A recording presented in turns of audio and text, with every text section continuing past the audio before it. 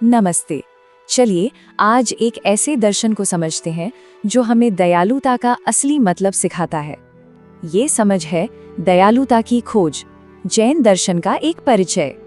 अच्छा, कभी ऐसा हुआ है कि चलते चलते अनजाने में ही सही कोई छोटा सा कीड़ा पैर के नीचे आ गया हो और मन में ख्याल आया हो कि क्या ऐसा कोई तरीका है जिससे हम जी भी सकें और किसी को, मतलब एक नन्हे से जीव को भी कोई तकलीफ ना पहुंचाएं?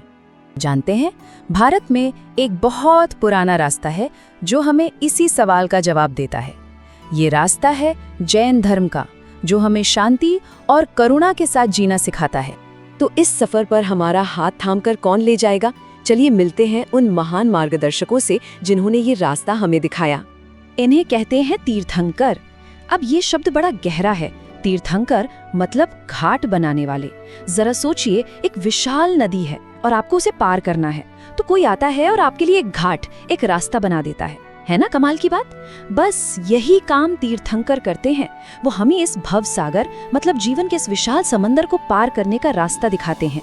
वो खुद तो इस पार पहुंच चुके हैं, जन्म मृत्यु के चक्र से आजाद हो चुके हैं और अब हमें भी वो राह दिखा रहे हैं। इस युग में ऐसे 24 तीर्थंकर हुए हैं। इनमें सबसे आखिर में 24वें तीर्थंकर थे महावीर, जो आज से लगभग 2500 साल पहले हुए थे। उन्होंने कोई नया धर्म नहीं बनाया, बल्कि जो सदियों पुरानी शिक्षाएं थीं, उन्हें ही एक नए तरीके से ताजगी के साथ लोगों तक पहुंचाया। और आज भी उनकी सिखाई बातें लाखों लोगों को रास्ता दिखा रही हैं। और एक मजेदार बात बताऊं, जैन शब्द आया है जिन से, जिसका मतलब होता है विजेता। पर रुकिए, ये किसी देश या किसी इंसान को जीतने की बात नहीं है। ये विजेता वो है जिसने अपने अंदर के दुश्मनों को, जैसे लालच, गुस्सा और घमंड को जीत लिया हो। ये खुद पर काबू पाने की एक खूबसूरत यात्रा है। तो ठीक है, इस यात्रा के लिए हमें कुछ औजारों की जरूरत पड़ेगी, है ना? तो हमारा पहला औजार है परम दयालुता। इस परम दयालुता को कहते हैं अहिंसा। देखिए, अहिंसा का मतलब सिर्फ ये नहीं है कि किसी को मारा पीटा ना जाए। इसका मतलब बहुत गहरा है। ये कहता है कि किसी भी जीव को चोट पहुंचाने के बारे में सोचना भी नहीं है, ना अपने काम से, ना अपनी बातों से, और यहाँ तक कि अपने विचारों में भी नहीं। तो रोज की जिंदगी में अहिंसा कैसे दिखती है? अरे बहुत आसान है। जब हम शाकाहारी या वीगन खाना चुनते हैं तो ये अहिंसा है। जब हम किसी से बहुत प्यार से और सोच समझकर बात करते हैं, ये भी अहिंसा है। घर में कोई कीड़ा आ जाए तो उसे मारने के बजाय प्यार से उठाकर बाहर छोड़ देना, ये अहिंसा है। मतलब हर छोटे बड़े जीव के लिए मन में दया रखना, यही तो अहिंसा है। अब यहाँ एक बहुत ही गहरी बात है। जैन दर्शन ये सिखाता है कि जब हम किसी और को दुख देते हैं ना, तो असल में हम अपनी ही आत्मा को मैला कर रहे होते हैं। हर बुरा काम, हर बुरा ख्याल हमारी आत्मा पर एक बोझ की तरह चिपक जाता है और उसे उसकी असली आज़ादी पाने से रोकता है। चलिए अब अपने दूसरे औजार को उठाते हैं। इसे हम कह सकते हैं हल्का होकर सफर करना। सोचिए, जब कहीं घूमने जाते हैं तो जितना कम सामान होता है, सफर उतना ही मजेदार होता है ना? बस जिंदगी का सफर भी कुछ ऐसा ही है। इस औजार का नाम है अपरिग्रह। इसका सीधा सा मतलब है किसी भी चीज से बहुत ज्यादा जुड़ाव न रखना, उसे कसकर न पकड़ना। और ये सिर्फ पैसों या चीजों के लिए नहीं है, ये हमारी भावनाओं और इच्छाओं पर भी लागू होता है। जरा इन दोनों तरीकों में फर्क देखिए। एक तरफ जब हम चीजों को पकड़कर बैठ जाते हैं तो मन में लालच और चिंता पैदा होती है।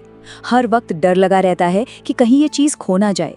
वहीं दूसरी तरफ अपरिग्रह हमें आजादी देता है, मन में शांति लाता है।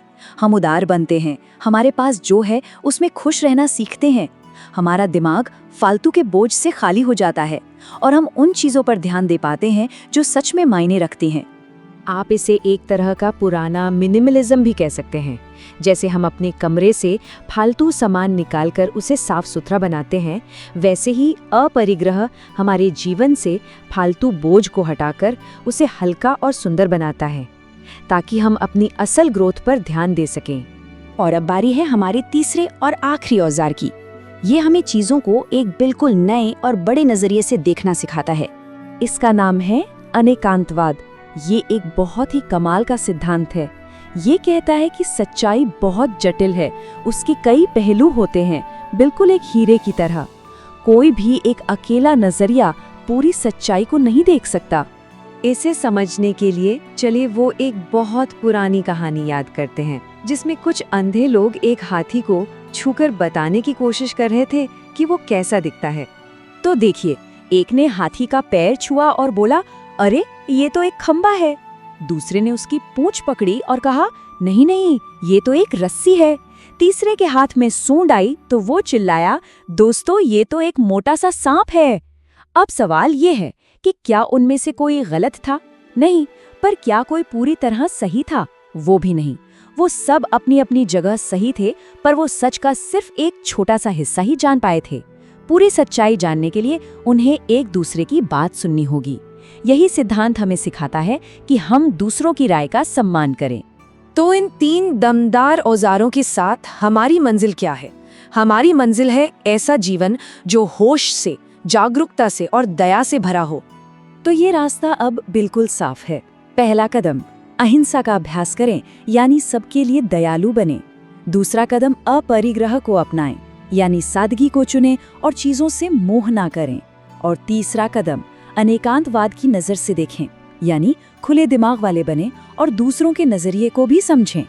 जैन धर्म के पवित्र ग्रंथों में एक बहुत ही खूबसूरत और सीधी सीधी बात कही गई है, जो इस पूरे दर्शन का सार है। सभी जीवित प्राणियों को एक दूसरे की मदद करनी चाहिए। ये एक ऐसा संदेश है जो हम सबको एक बेहतर दुनिया बनाने के लिए प्रेरित करता है। तो इस पूरी बातचीत के बाद बस एक सवाल, आज ऐसा कौन सा एक छोटा सा प्यारा सा काम किया जा सकता है जिससे किसी और के चेहरे पर एक मुस्कान आ जाए? हो सकता है वो किसी जानवर को पानी पिलाना हो, किसी अपने से प्यार से बात करना हो, या बस किसी अनजान को देखकर मुस्कुरा देना हो। जवाब जो भी हो, वही इस खूबसूरत यात्रा का पहला कदम है।